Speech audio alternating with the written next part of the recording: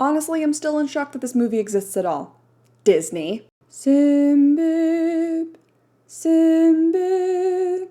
Hello folks, welcome to Stuff I Make Because I'm Bored. My name is Sin and I will be your host, and today I want to talk to you about Nimona. But this isn't a review of the film. Oh no. I want to tell you the tale of how Nimona went from a Tumblr-based serial comic to a big screen hit, and how it almost wasn't. This video will not really contain spoilers. I think I'll be talking about elements of the movie and some overarching themes, as well as some events that happen in like the first 5 minutes of the film. So you've been warned. Let's start with some background on the person who created Nimona. Nate Stevenson, born Noelle Stevenson. Stevenson attended the Maryland Institute College of Art, where he graduated in 2013. In mid-2012, he started his web series for Nimona. In the same year, he also started an internship at Boom Studios, a comic publishing house in LA.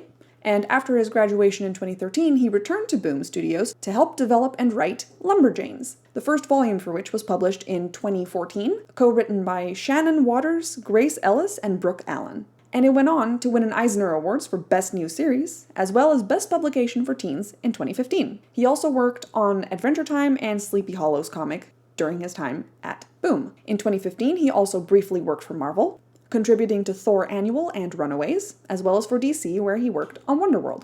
All these accolades in his comics helped propel Stevenson into the world of writing for animation, and he started his first writing job for Disney's Wonder Over Yonder's second season in 2015. In 2018, he joined DreamWorks, where he worked on the She-Ra reboot, which ran for 5 seasons from 2018 to 2020, also excellent, by the way, and received critical acclaim, specifically for its diverse cast, as well as She-Ra's complicated relationship with her rival Catra. In 2019, She-Ra and the Princess of Power was nominated for a GLAAD Media Award for Outstanding Kids and Family Programming, as well as a Daytime Emmy Award.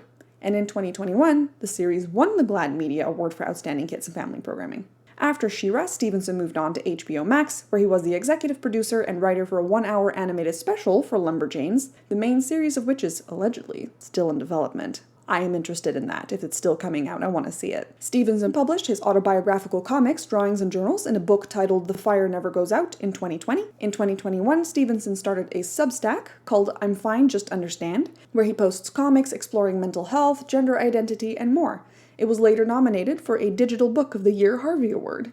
And in 2022, he published a fan comic of the Book of Boba Fett called This Place Was Home, exploring Boba Fett's childhood relationships with Zam. I realize that I'm writing the script myself, but these names, they mean nothing to me. I do remember seeing the comics come by on Twitter, and Stevenson seemed to really enjoy writing them, so that's great, good for him. He did mention that Zam, who is a shapeshifter, allegedly, I wouldn't know, was hugely influential on Stevenson when he was a child, and that Zam went on to inspire characters like Double Trouble and She-Ra, but also Nimona herself. Outside of his work bibliography, Stevenson is married to Molly Knox Ostertag, whom he met when he started working on She-Ra at DreamWorks. He came out as non-binary in 2020, stating that he uses any pronouns, and in 2021 he further described himself as trans, masc, and bigender. And in 2022 he reintroduced himself to the world as Nate, and that he uses he/him pronouns, which is what I will be referring to him as for this video. Well, that's some background on Nate Stevenson and his work. I thought it was important to cover this, not only to show you kind of who the person is that created Nimona, but also that Nimona was at its core created by a queer creator.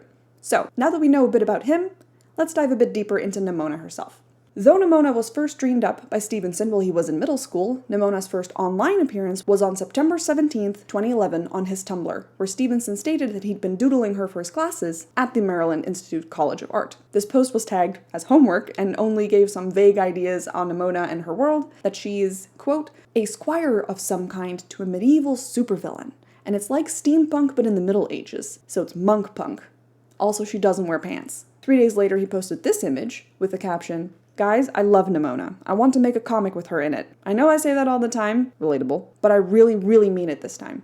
And as I mentioned, in mid-2012 he was true to his word and started his web series for Nimona, and posted the comics online initially to his Tumblr from 2012 to 2014. The finished comic also doubled as his thesis for Micah, and during this time, an agent found Nimona. I couldn't find exact dates, I'm assuming it was like late 2014, but they reached out to Stevenson and he was signed with HarperCollins to publish Nimona as a graphic novel on May 12th, 2015. It's been translated into at least 16 different languages, and also has an audiobook, and it was also named the 2015 National Book Award finalist for Young People's Literature. The comic has received many accolades, and in 2015, after it got published, 20th Century Fox bought the rights to make it an animated feature film. Blue Sky Studios, the folks behind Ice Age and a subsidiary of 20th Century Fox, jumped into the production of the film sometime later, with the release date planned for February 14th, 2020.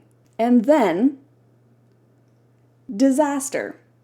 In 2019, Disney acquired Fox and all its subsidiaries, including Blue Sky Studios. From then on, Nimona's release date kept pushing, from 2020 to 2021 to 2022, until eventually Disney shut down Blue Sky Studios altogether and canned Nimona completely, citing economic difficulty due to the pandemic, despite the film being allegedly 75% finished. Yeah, did you think my beef with Disney came just from the Owl House? Ha! Nimona was to feature Disney's first, actual on-screen first couple, including a gay kiss, and the first movie with a queer lead. You know, as opposed to an off-screen or unimportant or implied character that can be cut from the film or dubbed over or to be easily cleansed of its queerness. These elements of the film had allegedly caused problems with Disney execs, as a few anonymous staffers from the formerly Blue Sky had claimed. And mind you, all these allegations started coming out in the middle of Disney's scandal regarding Florida's totally normal and not fucked up at all Don't Say Gay bill, during which it was found that Disney had provided donations to Florida senators, some of which were supporters of the bill. Nice going, Disney. Specifically, staffers claimed that the same-sex kiss in particular was rubbing the execs the wrong way, despite them releasing shit like this for their children's network. You know what two people do when they're alone. I'm just kidding, I wouldn't do that to you twice. The producers of Nimona even went so far as to take the kiss out of future showings to the execs, despite them hoping to have it in the actual final cut of the film, in order to please Disney.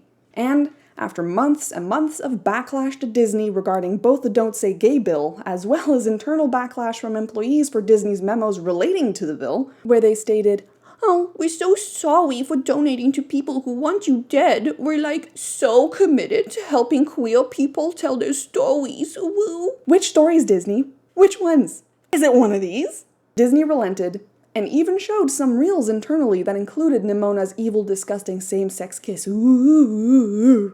Of course, this was directly prior to them destroying Blue Sky and canning the film. So, why'd you scrap Nimona, Disney?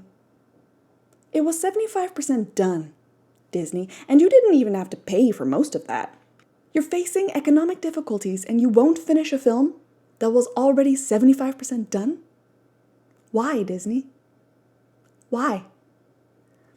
Nimona was already hugely popular. It won many awards. Nate Stevenson at this point is a pretty big deal. He and the other producer, Patrick Osborne, were even willing to bend over backwards for you to scrap the kiss altogether. So why not, Disney? Why not? Fuck you, Disney. Fuck you. I'm going to get you one day. Despite all of this, somehow, some way, Annapurna Studios acquired the rights to Nimona from Disney, and production was revived, with former Disney animation execs Robert Beard and Andrew Milstein at the helm. How did this happen? How did Annapurna get the rights from Disney? From Disney! I can't find the answer to this anywhere. It's nowhere. The closest thing that I could find was this tweet from Stevenson that he posted on April 11th, 2022, when he announced the movie was still alive and coming to Netflix. Nimona's always been a spunky little story that just won't stop. She's a fighter, but she's also got some really awesome people fighting for her. I am excited out of my mind to announce that the Nimona movie is alive, coming at you in 2023 from Annapurna and Netflix. So, maybe Barta Milstein had something to do with it. Maybe they saw the promise in Nimona and decided that it was worth fighting for. Well, to whoever it's relevant, thank you. Thank you for fighting for this film. Thank you for giving it the chance it deserves to be brought to the masses. Thank you, because it's thanks to your persistence and determination that Nimona was finally actually released on Netflix on June 30th in 2023. So in the end, the story of Nimona's movie kind of echoes the film itself in a very poetic sort of way. Created from the desire to be free, to become part of a greater whole for the pure joy of creation, the desire to be seen and recognized by the masses, only to then be struck down by the very forces that you trusted to allow you to be yourself fully, brought to the very precipice of the end of all things, and then to be saved by the people who loved it, who fought for it, who see it for what it really is, for the worth that it has, and the pain that it's endured to come so far. I'm genuinely elated that Nimona exists. I hope it paves the way for more movies like Nimona to exist. Nimona is queer. Nimona is a story about a weird little girl who's just a little guy, and also a shark and an ostrich and a bear. All she wants is to be seen for who she is, and to be accepted and loved for that. Why is that such a bad story to tell? Children need these stories. I, as a queer adult, need these stories. I want to read you an excellent quote from one of the staffers from Blue Sky. We need more queer stories, but we also need to call out how nefarious it is when we don't tell queer stories. When the biggest entertainment company in the world creates content for children and systematically censors queer content, they are pushing queer children to dark places. A much more elegant take than I would have had, but still one that I fully agree with.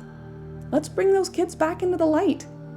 Let's show them that they're not alone. And let's celebrate and make more stories like Nimona.